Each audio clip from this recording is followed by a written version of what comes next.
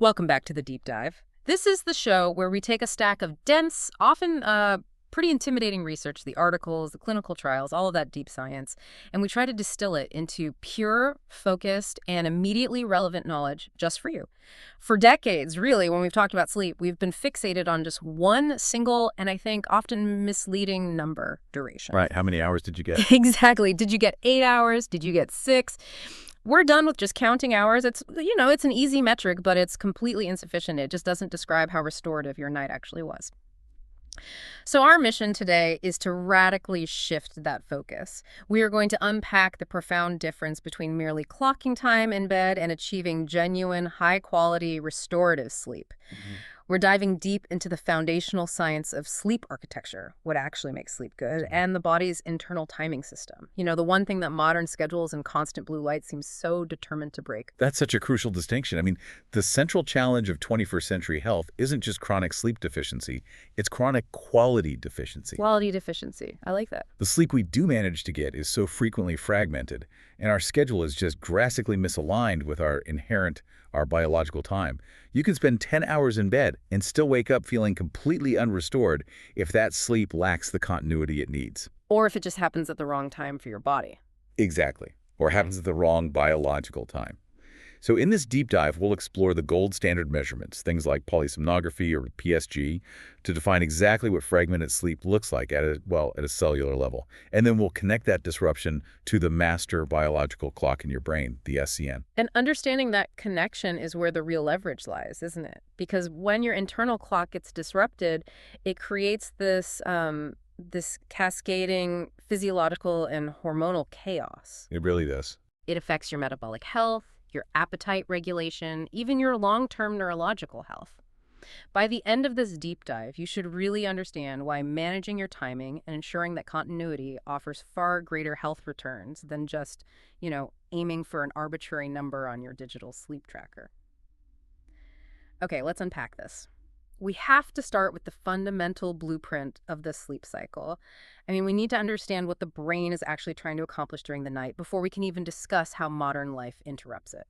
So we categorize sleep into two main components, NREM, which is non-rapid eye movement, and REM, rapid eye movement. I think most people have heard these names. Oh, sure. They're pretty common terms. But they don't really appreciate the nuanced work happening inside each of those stages. NREM isn't just this monolithic block of sleep.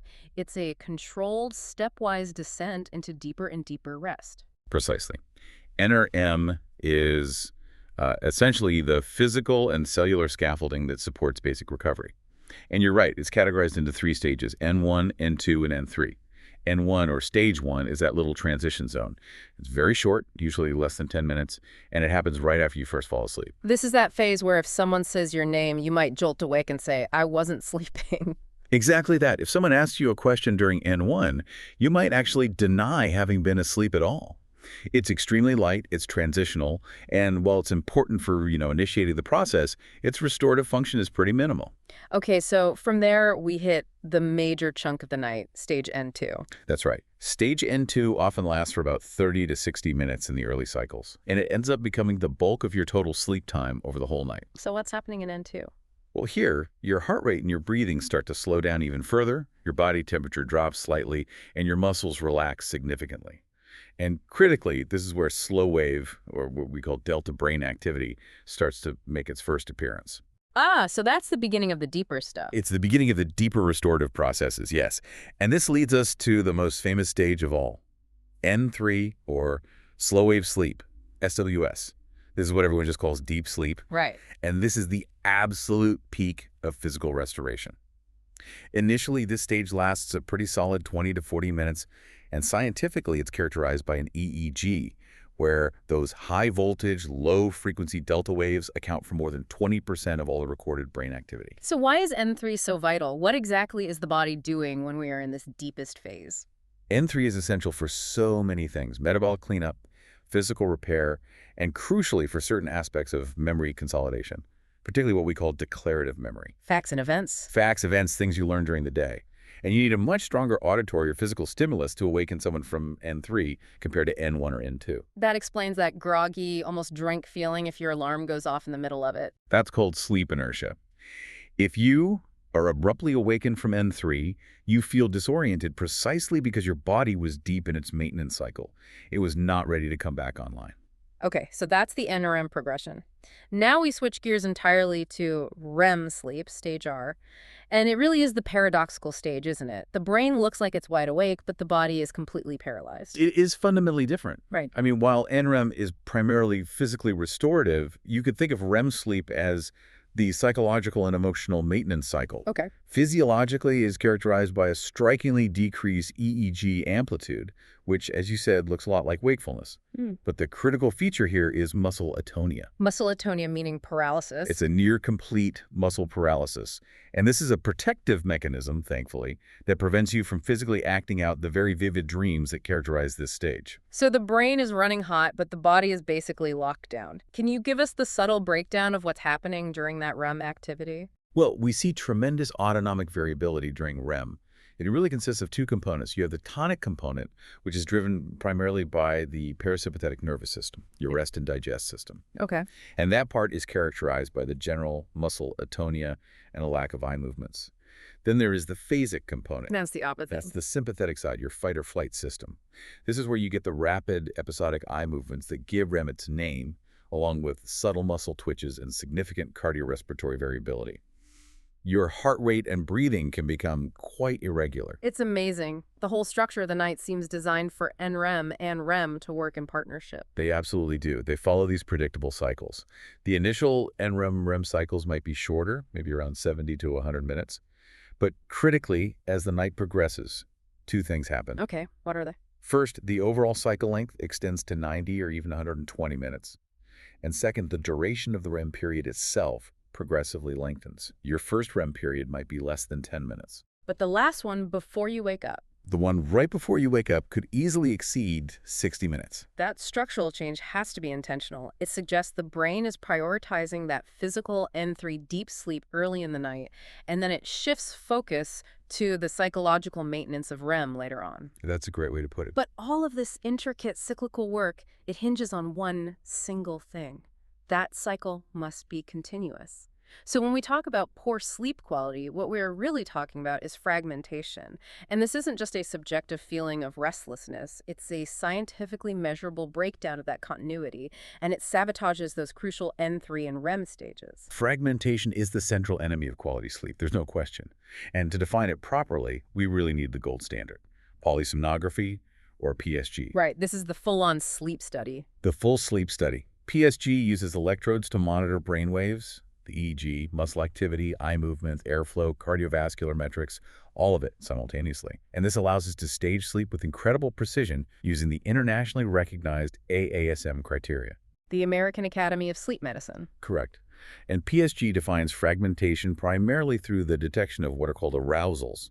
An arousal is a brief, abrupt shift in the EEG frequency, typically lasting only 3 to 15 seconds. And you might not even remember it. You almost never do.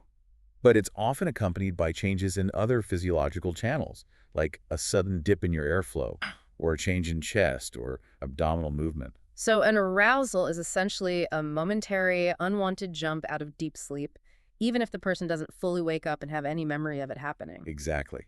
And this is why PSG is so superior to consumer devices. True arousal detection requires meticulous analysis of multiple channels at the same time. Because one signal alone could be misleading. It could be. If you just look at one metric, say heart rate from a watch, or a subtle movement, you might be misinterpreting an electrode misalignment or just a simple disturbance, not a true internal interruption of the sleep process. This multi-channel complexity is why PSG is essential for defining the true severity of a sleep disorder. If your arousal index is high, your sleep quality is fundamentally compromised regardless of how many total hours you logged. That brings us to a fascinating and I know highly technical measure of stability, the cyclic alternating pattern, or CRP. Can you break down what KP tells us about the quality of NREM sleep? KP is, it's essentially the brain trying to regulate itself during NREM sleep. You can think of it as a kind of internal stability score. It's this periodic EEG activity. Okay, so how is it measured? A KP cycle is defined as a phase A period, which is a period of activation or instability, followed immediately by a phase B period, a period of deactivation or quiescence. And that whole cycle lasts a minute or less. And a sequence of these tells you something. Yes. When you have at least 2 of these cycles in sequence, you have what's called a keycap sequence. And high CCAP rates mean high instability. It means the brain is constantly oscillating between that deeper rest of the B phase and a more aroused state in the A phase. So you're sort of revving the engine and then backing off over and over. That's a perfect analogy. We use the CCAP rate to quantify just how robust and stable the NREM stage is. If the CCAP rate is too high, the restorative function of NREM is being continuously undermined. I can just visualize that unstable pattern, and it makes me think of actual physical movements disrupting it even more. Right. Where do things like periodic limb movements in sleep, or PLMS, fit into this fragmentation blueprint? Well, PLMS are a major engine of fragmentation, and their timing is highly correlated with that CCAP pattern you just mentioned. So they happen at specific times? Yes, these movements, which again are not always perceived by the sleeper, are typically confined to the ECAP phases, those periods of high activation. They very rarely occur during the low EEG activation of the B phase. So the movement is a symptom of the instability, not the cause. Precisely. This synchronicity shows that the movement is fundamentally linked to an underlying neurophysiological instability, not just some random muscle twitches. And when this happens all night, what are the next day symptoms? When PLMS causes significant sleep fragmentation, the listener reports these classic symptoms of non-restorative sleep. Chronic fatigue despite spending enough time in bed, poor concentration, a short temper, and just generalized irritability the next day. This isn't just about discomfort, it's about the physiological stress caused by those repeated arousals. You mentioned physiological stress there. This isn't just a mechanical disruption, is it? It's hitting the autonomic nervous system. Absolutely. The movements themselves are only the observable outcome of a much deeper event. PLMS involves significant sympathetic or autonomic activation.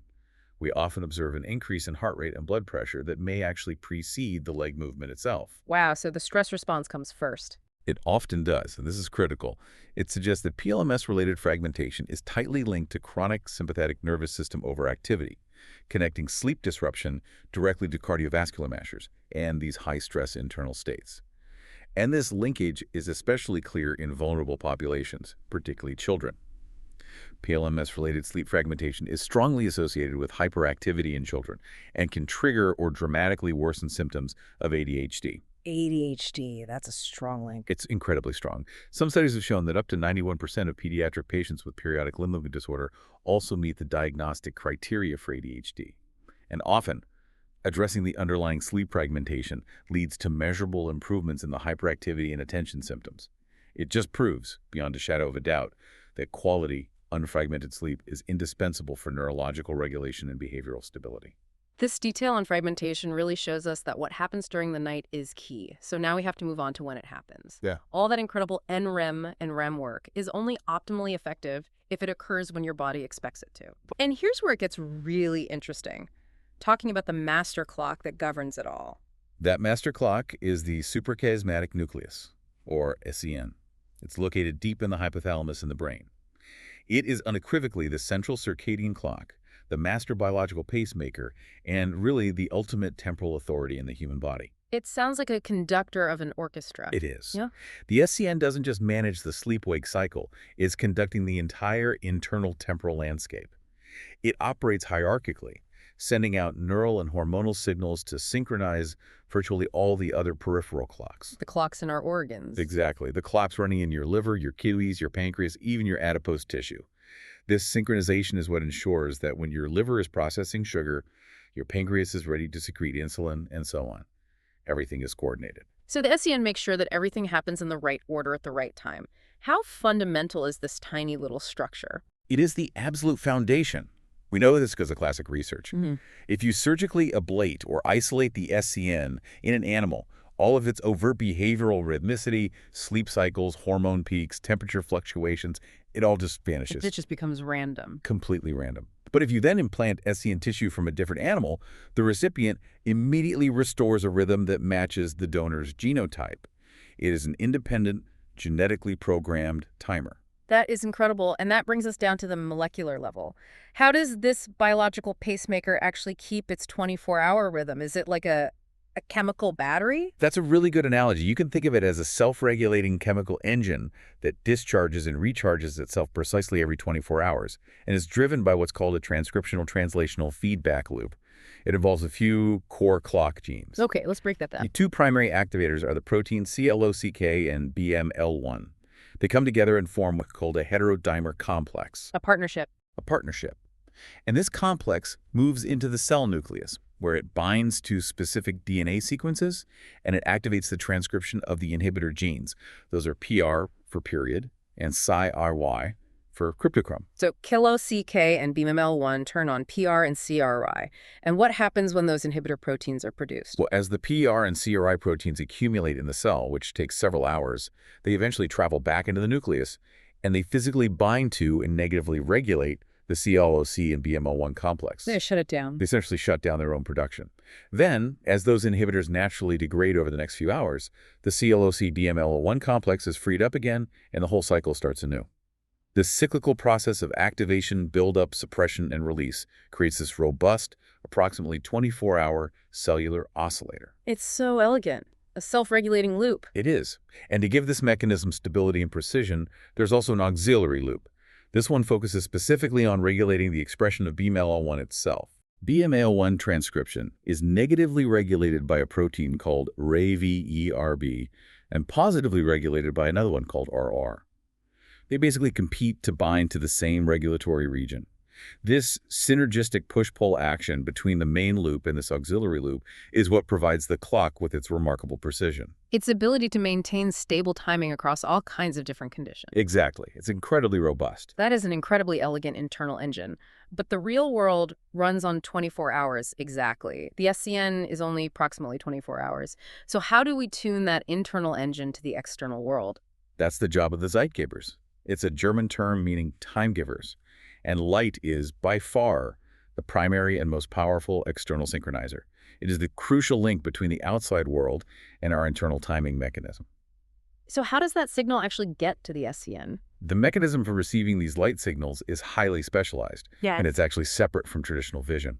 The photic information travels directly to the SCN via a pathway called the retinohypothalamic tract, or RHT. And this is achieved through specialized photoreceptors in the eye called intrinsically photosensitive retinal ganglion cells.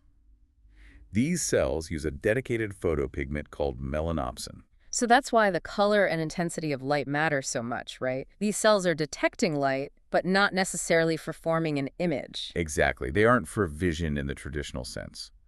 These melanopsin-containing cells are particularly sensitive to short-wavelength light blue light. This makes them the direct biological pathway for photoentrainment in humans. They inform the SCN whether it is biologically day or night. And this leads to predictable outcomes, which chronobiologists map as phase shifts. That's right. If you get light exposure at the beginning of your subjective night, so the time your NCN has designated as biological evening, that light acts as a powerful signal inducing a phase delay shift. Which means? It effectively tells your SCN to push the onset of your next subjective day later. This is the precise physiological consequence of scrolling on a tablet late into the night. And morning light does the opposite. Correct. Bright light exposure first thing in the morning causes a phase advance, which helps you wake up earlier and feel more alert. Light is the boss, but what other signals does the SCN integrate to keep us locked onto that 24-hour cycle? The SCN is designed to integrate all the available cues. While light is absolutely dominant, physical activity and scheduled feeding also act as potent, non-photic Zeitgebers. Food timing is a big one. A huge one. The timing of when you eat, especially, signals to all those peripheral clocks, like the one in your liver, what time of day it is. So it's about consistency. The stability of your internal clock depends on the consistency of all these signals. If your light exposure is irregular, if your meal times are erratic, eating breakfast at 8 a.m. one day and 11 a.m. the next, and your exercise schedule varies wildly, the SCN struggles. It can't provide that necessary stable temporal organization across all your system. And that lack of organization is the definition of circadian misalignment. That's it, exactly. We've established that the SCN is running the show. But if I ask a listener, what time is your body clock set to, they can't just look at the clock on the wall. That 24.00 time is, well, it's meaningless from a biological perspective. So how do researchers and clinicians define an individual's actual, precise biological time? We have to use circadian biomarkers. These are the reliable rhythmic outputs of the SCN that we can measure. Okay. The first, and probably the most reliable, is melatonin, the darkness hormone. It rises in the evening under low-light conditions, and is suppressed during the day by light. Its onset is the signal that the body is preparing for rest. And the gold standard for measuring a person's intrinsic circadian phase is the dim light melatonin onset, or DLMO. That's a term we hear more and more often. What does measuring the DLMO actually entail, and why is it so technically demanding? Well, the DLMO is the point in time when the melatonin concentration shows an initial, sustained rise above a predetermined baseline threshold. And this all has to be measured under highly controlled, dim light conditions, typically less than 30 lux. It's consistent and stable, which makes it the bedrock of human chronobiology research. But the measurement itself is incredibly challenging.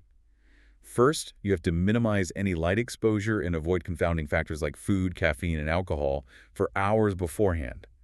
Second, measuring salivary melatonin is common because it's non-invasive, but the levels in your saliva are only about 24% to 33% of what you'd find in blood plasma. So you're looking for a tiny signal. A very tiny signal. To accurately detect that rise from the low daytime baseline, the true DLMO, the assay sensitivity, is absolutely paramount. The test needs an extremely low limit of quantification, or LOQ, specifically below 3 picograms per milliliter. And if it's not that sensitive? If the assay cannot detect levels this low, it risks missing that initial surge entirely, which means it would report a delayed or just an inaccurate DLMO. And furthermore, relying on a single time point saliva measurement is physiologically meaningless. You need a trend line. You need the curve. You need serial measurements, often every 30 or 60 minutes over several hours, to capture the onset accurately. That explains why the science is so rigorous.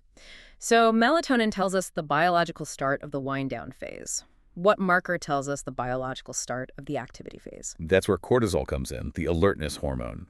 Cortisol secretion follows a really robust circadian rhythm, with levels being lowest during early sleep and then peaking shortly after you awaken. The key phase marker here is the cortisol awakening response, or CRR. The CR. The CR is a rapid, pronounced increase in cortisol that occurs within the first 30 to 45 minutes of waking up. This response reflects the stability of the SCN's output and the body's acute readiness to engage with the day. A healthy, robust CRR indicates good circadian timing and appropriate stress responsiveness. You also mentioned a non-hormonal marker that's highly reliable. Yes, core body temperature, or CBT. Your core temperature exhibits one of the most robust and predictable circadian rhythms we know of. It peaks in the early evening and reaches its lowest point, the CBT trough, typically in the early morning hours, maybe about 2 hours before your habitual awakening time. And that low point is a key anchor. The CBT trough is extremely valuable as a reference marker. Because it's so stable, researchers use it to standardize all their other data. For example, if we want to measure a person's blood pressure rhythm, we don't align that data to, say, 2 a.m. on the clock. We align it to the moment their CBT hits its trough. This ensures we are analyzing their physiological metrics according to their unique individual biological timing. It's incredible. It highlights that consistent parallel rhythm between systems like temperature and blood pressure. Exactly. They all march to the SCN's drumbeat. Okay, now we connect the dots. When the SCN is disorganized by inconsistent Zeitgebers, or when our sleep is continuously broken by fragmentation, this whole sophisticated choreography just falls apart. The consequences system-wide are severe, and they start almost immediately with our metabolic health. This is truly a biological betrayal. Inadequate sleep acts as a profound metabolic stressor.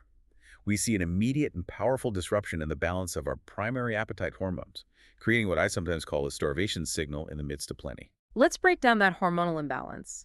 What exactly happens when we cut sleep short or fragment it severely? The balance between ghrelin and leptin is annihilated. Ghrelin, which is the hormone produced in the stomach that stimulates hunger and initiates food-seeking behavior, it rises sharply. The go-eat hormone. That's the one.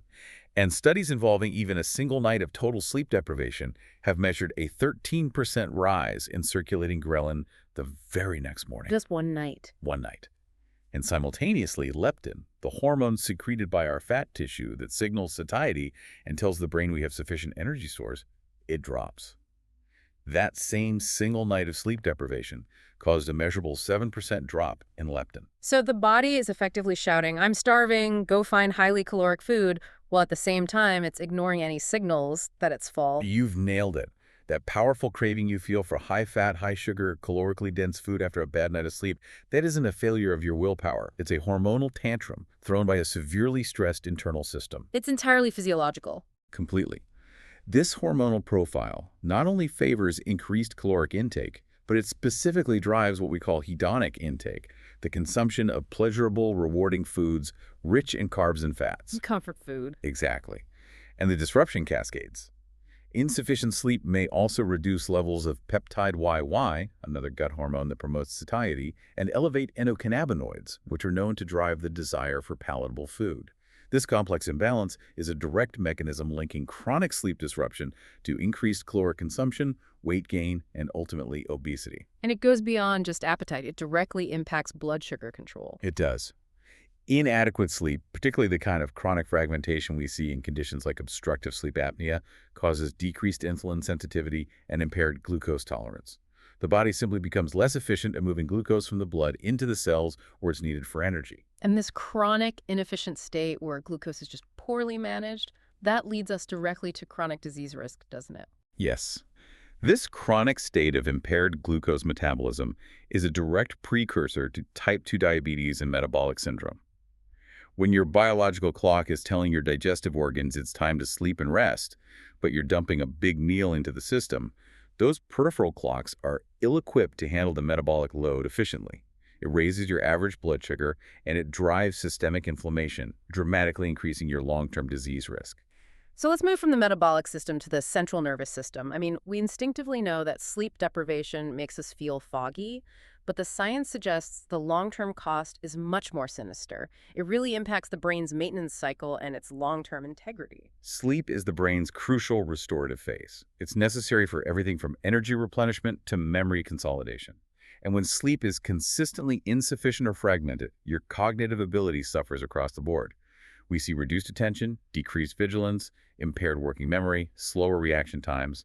The list goes on. And this is especially concerning in older populations. It is. If an elderly person has severe fragmented sleep, the resulting cognitive deficits can be profound enough to be misinterpreted as early signs of dementia or mild cognitive impairment.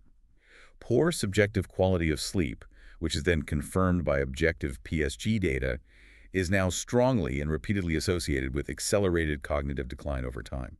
This brings us back to the power of N3, of slow-wave sleep, and its role in literally cleaning the brain. Can you tell us more about the glymphatic system? The glymphatic system is the brain's specialized waste clearance mechanism. You can think of it like a plumbing system, flushing cerebrospinal fluid, or CSF, through the brain tissue to clear out metabolic waste and, crucially, pathogenic proteins. And this cleaning cycle has a specific schedule. It does. What's remarkable is that the glymphatic system is overwhelmingly active during sleep, and specifically, its function is maximized during that deep N3 SWS. During wakefulness, the system is mostly suppressed. So sleep disruption, particularly fragmentation or just a reduction in total SWS time, directly suppresses the function of this essential clearance system. So less N3 means less cleaning time. And what is the brain failing to clear out? The brain is failing to clear proteins like amyloid beta or AVO, and decreased glymphatic clearance leads to back accumulation, which is the core pathological driver of Alzheimer's disease. Wow. The epidemiological data completely supports this. Chronic insomnia and objectively poor sleep quality are significantly associated with a greater risk of developing AD later in life. It suggests a bidirectional and really devastating relationship where eye accumulation degrades sleep quality, and then that poor sleep quality accelerates ABAL accumulation. It's a vicious cycle. And it's not just Alzheimer's. No, this profound connection is not limited to AD. Circadian disruption is also a signature feature in other neurodegenerative diseases. Parkinson's disease patients frequently experience severe sleep-related disturbances. And Huntington's disease patients exhibit a characteristic delayed sleep phase and measurably worse sleep quality, often appearing even in the very early stages of the disease. The stability of that central pacemaker, the SCN, is just vital for overall neurological homeostasis. We've seen the impact on a metabolism in the brain. Finally, let's look at the systemic, physical, and structural toll that poor quality and mistimed sleep takes, especially on the heart and even our bones. The relationship between sleep integrity and cardiovascular health is one of the most clinically robust findings we have. Chronic insomnia, for instance, is independently linked to a 45% greater odds of developing or dying from cardiovascular disease. 45%, that's a huge number. It is, and it includes hypertension and stroke. The primary mechanisms are chronic sympathetic overactivity and systemic inflammation. Fragmented sleep means the body's constantly fighting off these micro-arousals, which keeps the sympathetic nervous system, the stress system, overengaged all night. Which leads to higher blood pressure. Higher sustained heart rates, elevated blood pressure, and a sustained inflammatory state, which together synergistically promote the development of cardiovascular disease. They accelerate arterial stiffening and plaque formation. It sounds like the body is literally exhausting itself just trying to stay asleep. That's a perfect way to describe it. And what often surprises people is the structural impact on our bone health. Circadian rhythm disruption is profoundly detrimental to bone metabolism and mass, which increases the risk for conditions like osteoporosis. I would never have connected sleep and bone density. But the evidence is clear. We see it in populations that experience chronic circadian misalignment, like shift workers. Studies consistently show that non-daytime workers have significantly lower mean bone mineral density, or BMD, compared to those working standard daytime shifts. This increases their risk for osteopenia. And we see this in animal models, too. We do. Animal models confirm it. Chronic sleep deprivation has been shown to reduce BMD and markers a crucial bone turnover. The circadian system is directly involved in regulating osteoblasts and osteoclasts, the cells that build and break down bone. Finally, we have to acknowledge the trajectory of aging itself. Yes. Normal aging is associated with a progressive weakening and phase shifting of the circadian system. As we get older, sleep naturally becomes more fragmented. The SEN output declines, which leads to the dampening and often the advancing of hormonal rhythms. Like getting tired earlier in the evening. Exactly. An earlier melatonin onset and an earlier CBT trough, contributing to those common issues of earlier sleepiness in the evening and then morning fatigue. Understanding this natural decline is critical for developing proactive aging strategies. That paints a really powerful picture. Fragmented, misaligned sleep isn't just an inconvenience, it's a chronic disease accelerant. But the good news, I think, is that we have levers we can pull. We control our Zeitgebers, our external time givers, and we can use them to pull our internal clock back into alignment. This brings us to practical chronobiology, starting with chrononutrition. Chrononutrition is about understanding that food is a potent time signal for the peripheral clocks throughout your body, especially those in the liver, pancreas, and gut. The core principle here is that the timing of your food intake significantly affects metabolic outcomes, often independent of the total calorie count or the macronutrient composition. So it's not just what you eat, it's when you eat. Why does that timing matter so much for our metabolism? It matters because our body's efficiency at handling glucose and processing fats follows a strong circadian rhythm. We are biologically designed to be most metabolically active and most efficient at handling glucose during the morning and early afternoon. When the SCN has primed all those peripheral clocks to be ready for action. Precisely. The evidence is clear. Consuming your largest meals earlier in the day and restricting your overall eating window to align with your active phase offers a measurable metabolic advantage. We see better insulin sensitivity and lower systemic inflammation. And the flip side is late-night eating. The flip side is eating late at night, say after 8 p.m., when the peripheral clocks are powering down and expecting a fasting state.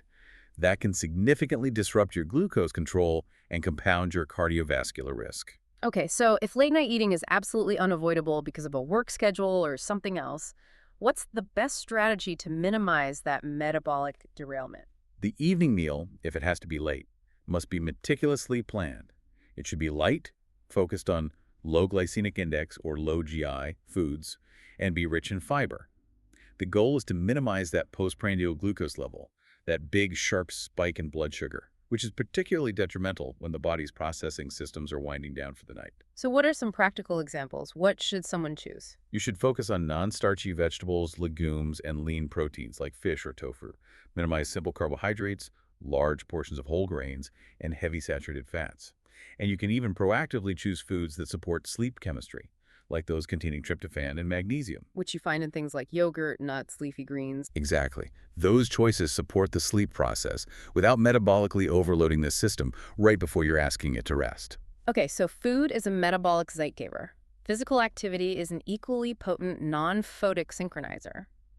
How does the timing of our workout act as a lever on our SCN? Physical activity, when it's consistently applied, is vital for reinforcing the stability of the SCN. but the timing determines the direction of the phase shift it creates. Okay, so let's look at some examples. What about morning exercise? Morning exercise, especially if it's outdoors and you combine it with direct natural light exposure, is a powerful signal to advance the circadian phase. This is immensely beneficial for individuals with delayed sleep phase disorders, the classic evening types or night owls. It helps them shift their internal clock earlier, making it easier to fall asleep at a reasonable hour. And what about the conventional wisdom that the afternoon is our peak performance time? Afternoon exercise, typically late afternoon, say 2 p.m. to 5 p.m., often aligns with the body's naturally highest core body temperature and peak muscle strength. This can enhance your workout efficiency, letting you maximize performance while still supporting natural circadian alignment, and you're not pushing too close to that critical sleep window. Which brings us to evening exercise, which requires the most caution. It does. If the activity is high intensity like HIIT, heavy lifting, or long runs, it can significantly raise your core body temperature and increase sympathetic nervous system activity. Both of those things can delay melatonin onset and therefore delay your sleep onset. So the goal is to use that post-exercise temperature drop to help you fall asleep, but you want to avoid the pre-sleep stimulation. Exactly that. Moderate activities like gentle stretching or yoga are generally less disruptive right before bed. If you must exercise in the evening, try to finish at least 3 hours before your planned bedtime. The key physiological mechanism is that temperature regulation. Exercise raises the CBT, and the subsequent rapid drop in CVT post-exercise facilitates the transition into sleep. But consistency is key. Consistency in the timing is paramount for locking in these hormonal and thermal benefits and keeping that SCN rhythm robust and stable. And I think the ultimate takeaway across all these interventions, light, food timing, exercise consistency, is that they are tools. They are tools to create internal temporal order. They are what allow the SCN to maintain those robust rhythmic outputs, preventing the severe fragmentation and systemic chaos we've been talking about. This deep dive has truly reframed how we should be viewing sleep. It is not a passive activity that we measure with a clock on the wall. It is an active, cyclical, and precisely timed event that is essential for our survival and our long-term health. The fundamental shift has to be away from merely measuring 7 to 9 hours of sleep duration and toward ensuring we achieve high-quality, unfragmented sleep that is perfectly synchronized by a stable, predictable circadian rhythm. That stability, governed by the SCN and reflected in markers like the DLMO and the CRR, is just vital for preventing chronic cardiometabolic disease, supporting metabolic balance, and ensuring neurological integrity for decades down the line. So what does this all mean for you? The greatest, most cost-effective leverage you have for optimizing nearly every metric of your physical and cognitive health may not be some complex supplement regimen or a new piece of technology. It might simply be managing your external cues, your light exposure, your food timing, and your exercise scheduling to reliably support your body's phenomenal internal timekeepers. Prioritizing continuity and alignment over sheer clock quantity is really the new metric for success. And finally, a provocative thought for you to consider. Given the profound and non-negotiable role of slow-wave sleep, N3, in activating the glymphatic system, the brain's self-cleaning cycle, and specifically clearing out pathogenic proteins like amyloid beta, what is the true hidden cost measured in your future cognitive and neurological health of neglecting your sleep quality? What vital waste is your brain failing to clear out tonight because your sleep was broken by light, late food, or physical activation? It's a clean slate you are choosing to forfeit. Think about that as you plan your evening schedule.